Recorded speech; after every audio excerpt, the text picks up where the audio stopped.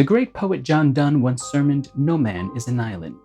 Today's Homo sapien, however, prefers the life of a peninsula, severed from our fellow man, save but for the slenderest strip of real estate we call sanity. And there are signs everywhere of erosion. In the dark, still moments of the night, or before the rays of light tap us on the shoulder in the early morning, we might welcome an untethering from mankind, with the hopes of stealing sweet respite from the constant chatter of zeros and ones sent to us by zeros and ones.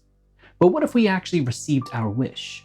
What if we were placed in complete solitude, left with little more than the faint recollection of a past with no future? In this week's episode, we learn that man was not built for solitude. However, one does not always have a choice in the Twilight Zone. Do you remember how your day started? If you said, "I woke up," you're probably right. But what if your first memory wasn't actually waking up? What if your first real moment of consciousness was when you were standing in front of the sink in the bathroom with a toothbrush in your hand and your mouth covered in minty fresh paste? Would you react at all? Would you have a moment where you thought, "How did I get here?" You might think, well, before I've had my coffee, I'm not sure I'm even alive. Fair enough, I'm in that group who needs a bit of a caffeine jolt to get going in the morning. But that's not really what I'm talking about here. I mean, what if your first moment of conscious existence could not be traced back to your having woken up? For Mike Ferris, our leading man in this inaugural episode, this pilot episode of The Twilight Zone, this is the case. His first memory is simply walking down a road. He doesn't know where he is, and he doesn't even know who he is. He has been thrown into existence. We'll talk more about that in a little bit. Ferris finds himself in a town in anywhere USA. All he wants is a little food and a little company. It isn't long before Mr. Ferris realizes that something is terribly wrong. There are signs of people everywhere, but no one to be found. And he can't throw off this nagging feeling like someone is watching him. When you put all of this in a pan and add some heat, you don't get stir fry, you get stir crazy. And by the end of the episode, we are reminded of the importance of human companionship. Where Is Everybody is directed by Robert Stevens, teleplay by Rod Serling, original music score by Bernard Herrmann, starring Earl Holliman as Mike Ferris. And the first telecast is October 2nd, 1959. According to Martin Grams Jr.'s The Twilight Zone, Unlocking the Door to a Television Classic, Serling got the idea for the episode when he was, quote, walking through an empty village set at the back lot of a movie studio. When I read that quotation in the book, it immediately reminded me that the people who are most creative are often the ones who are the most open to the potentials of any given situation. According to Mark Scott Zickry's The Twilight Zone Companion, Serling originally opened The Twilight Zone with, "There is a sixth dimension." But this was one too many dimensions for CBS program executive Bill Self, who challenged Serling, asking, "Rod, what is the fifth one?" When neither man could materialize a fifth dimension on the spot, it was decided to rewrite the opening as, "There is a fifth dimension." Okay, let's get into my initial thoughts on the episode. Well, my initial thoughts are positive. But I also think that it's kind of an episode that I'll simply call a grower. Hey, family friendly. Keep the giggles to a minimum. What I mean is that there are certain episodes in the Twilight Zone that if you see them prior to, let's say 30-ish, they don't quite hit home. But the more we grow and mature, the more they gain a kind of impact. When you're young, I think you might see this episode and think it's boring. I mean, after all, nothing really happens, per se. But it's in that nothingness that those of us who are a bit older can find a kind of human horror. I particularly enjoy the ending of the episode when Ferris asks the doctor what happened to him, and the doctor tells him basically that we can supply all kinds of reading materials, oxygen, food, but we can't simulate the basic need for human companionship.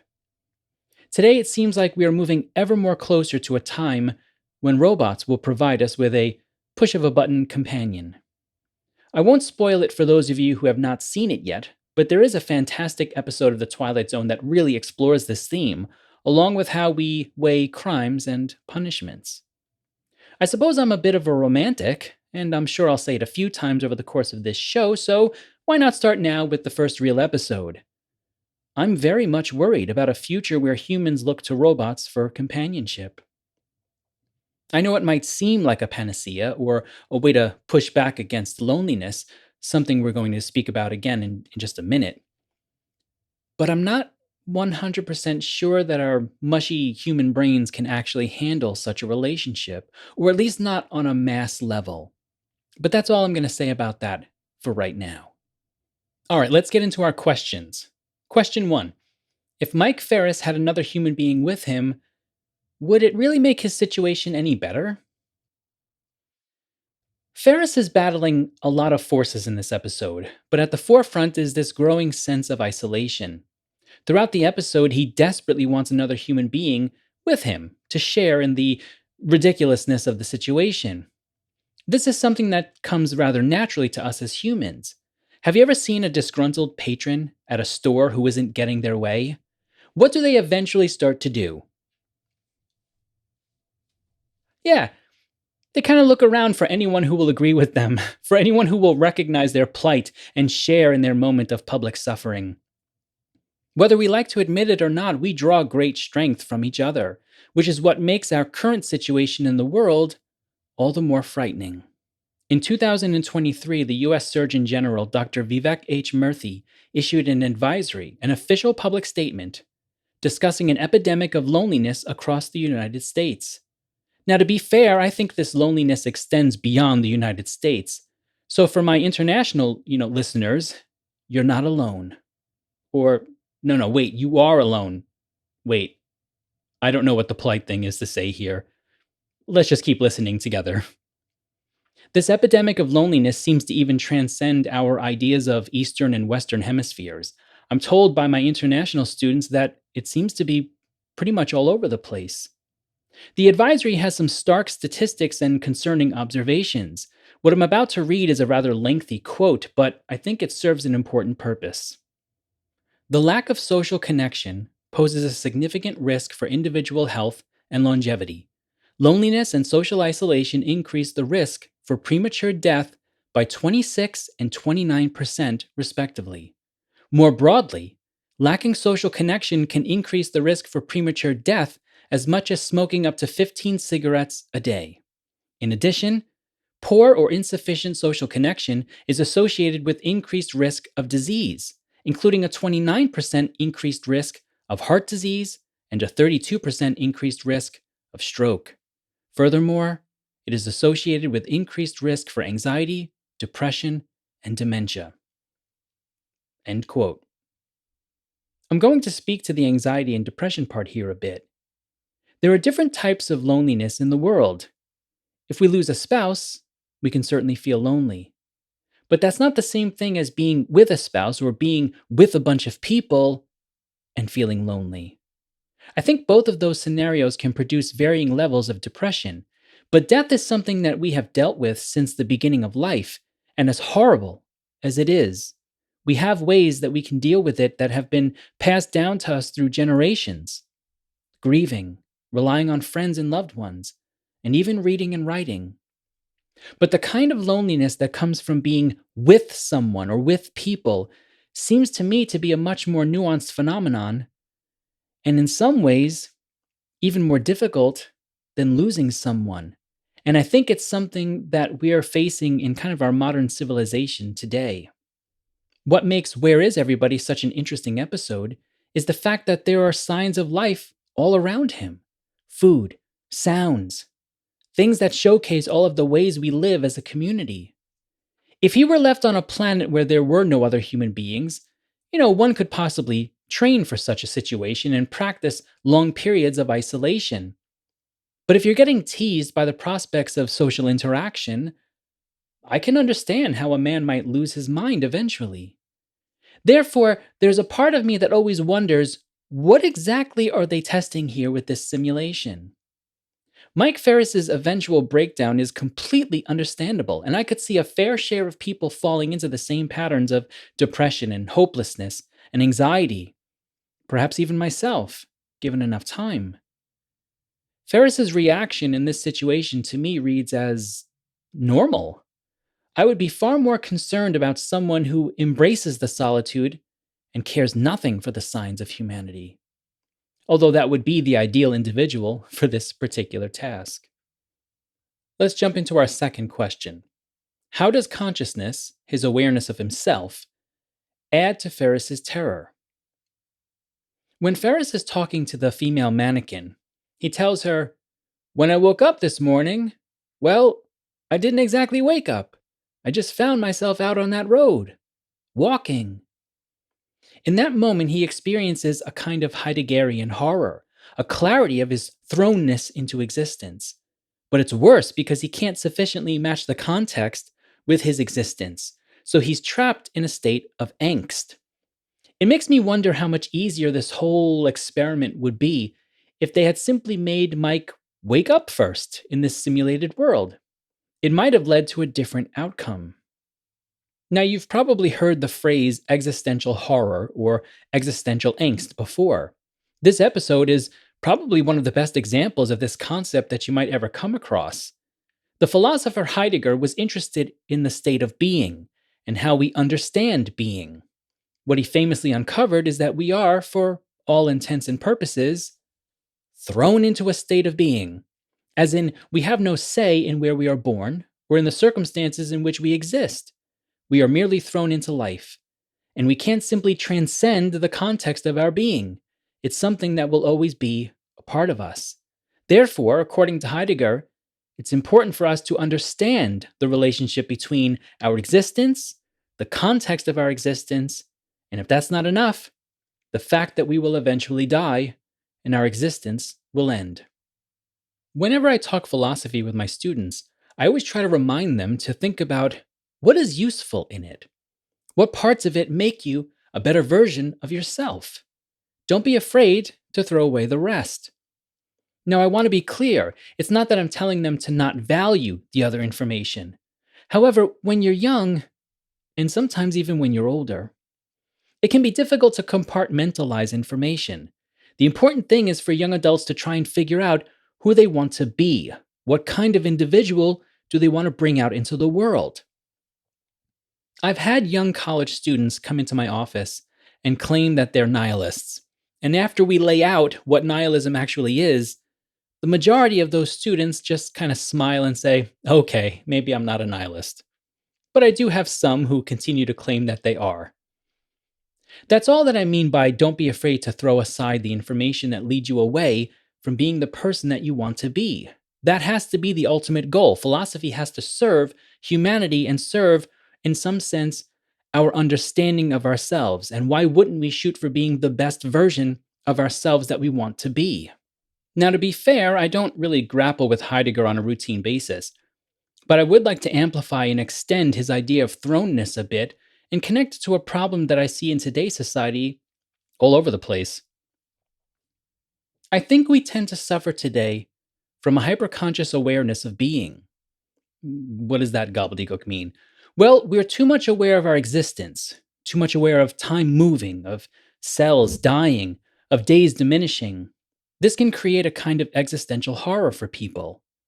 And I do think we have some ways that we can push back against this horror, although there is no 100% cure. The answer to me is always mindfulness. Time is not wasting away. You have it, and you choose what you want to do with it while it's available to you.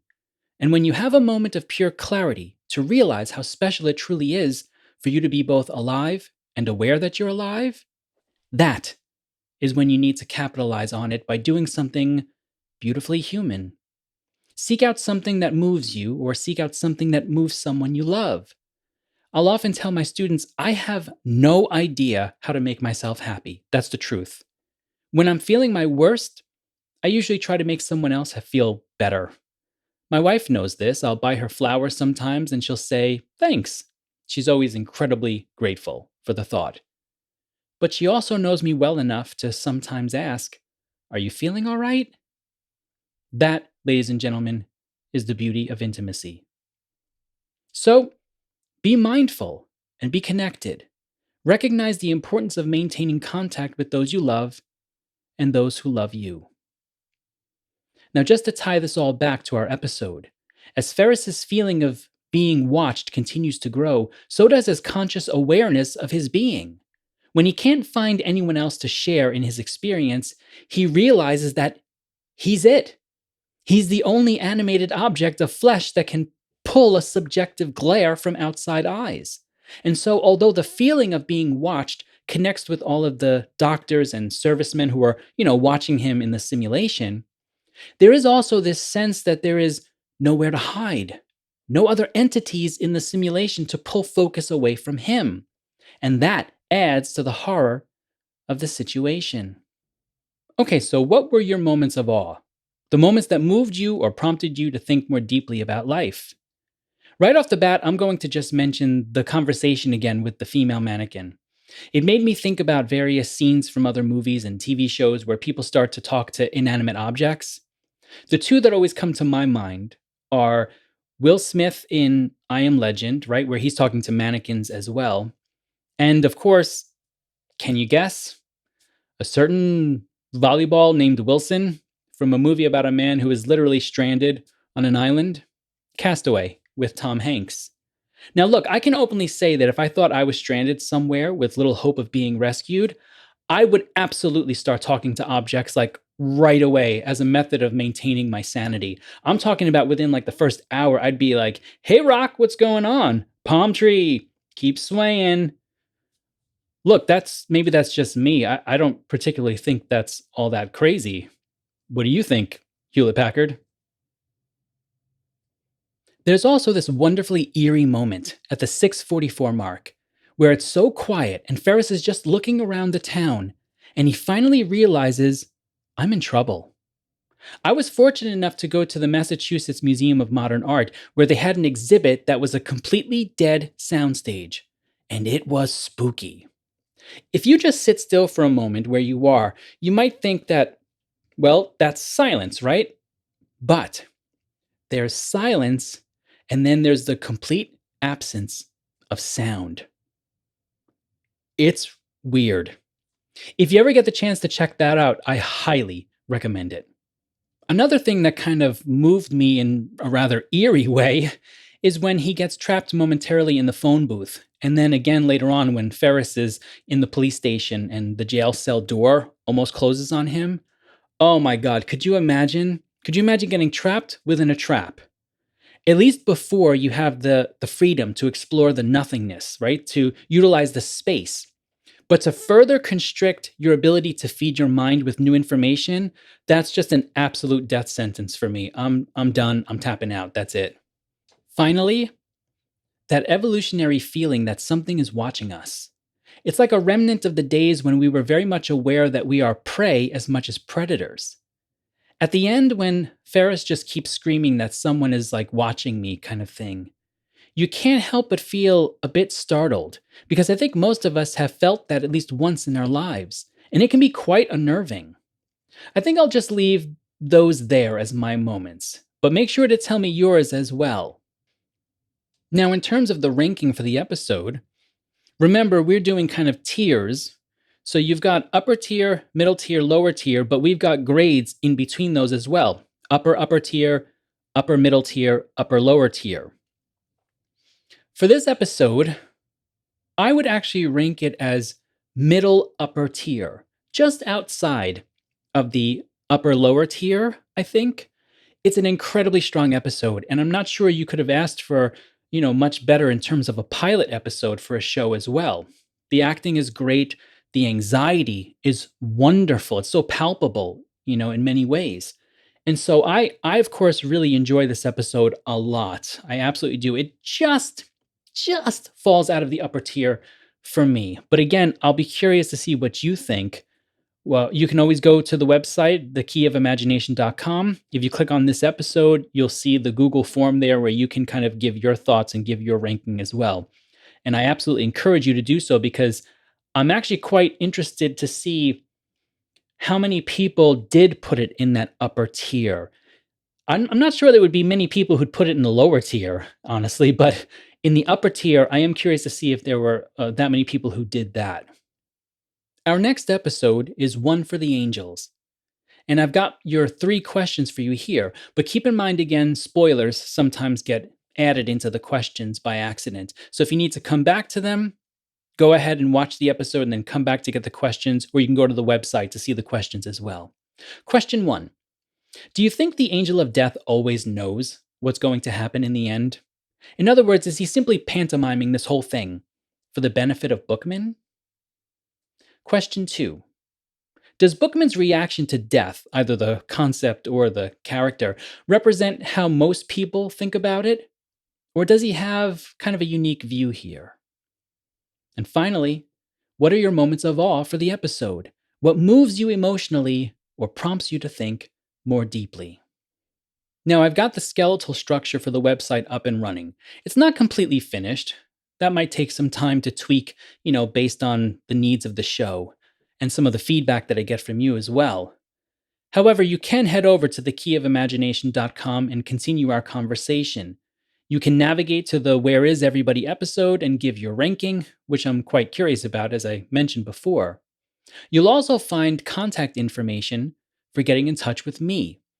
Feel free to email me your thoughts or send an audio or video clip of roughly no more than 5 minutes to keyofimaginationShow@gmail.com. If you enjoyed the show, I ask that you please take a moment and do one of the following to help build our community. Rate the show, review the podcast, leave comments, thumbs up, all of the usual algorithmic gymnastics. That will help get the show in front of more people and help us build our community of Twilight Zone fans. However, even if you do none of that and absolutely hated every minute of this, I would still like to thank you for spending some time with me. Until next time, remember all doors are open to those who possess the key of imagination.